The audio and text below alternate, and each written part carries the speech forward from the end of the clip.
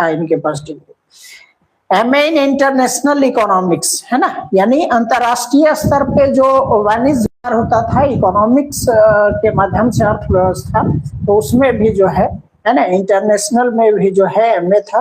और एमए इन political science, यानी कि पॉलिटिकल साइंस में भी MA in economics of industry.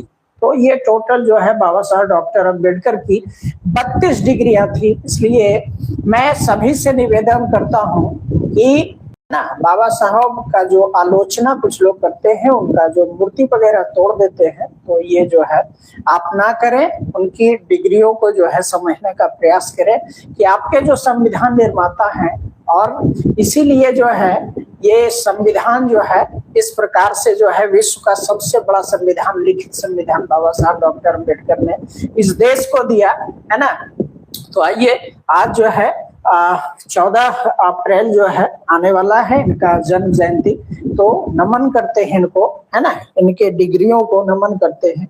क्योंकि हमने जितने भी हमारे इस देश में जो महान लोग हुए हैं, है ना, तो आज जो है उनके द्वारा जो भी प्रयास किया गया और हमारा देश यहाँ तक बढ़ा, लेकिन आज जो हमारा देश चल रहा है वो बाबा साहब डॉक्टर अम्बेडकर के संविधान के बदौलत चल रहा है।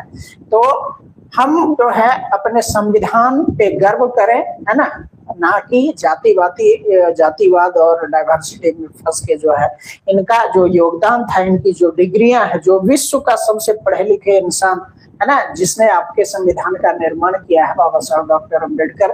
तो संविधान को जो है, चूंकि संविधान जो है ना, वो सभी के लिए एक विधान स्थापित किया गया था, है ना। अंग्रेज यहाँ से जो है जब चले गए, है ना, तो उन्होंने कहा था कि तुम अपने देश का संविधान लिख दो, और अगर तुम नहीं लिख पाते हो तो मैं तुम्हारे देश का संविधान लिख दूंगा, है ना। तो आइए उसको समझने का प्रयास करेंगे कि हमारा संविधान जो है 1928 से ही लिखा जा रहा था, लेकिन संविधान बन नहीं पाया।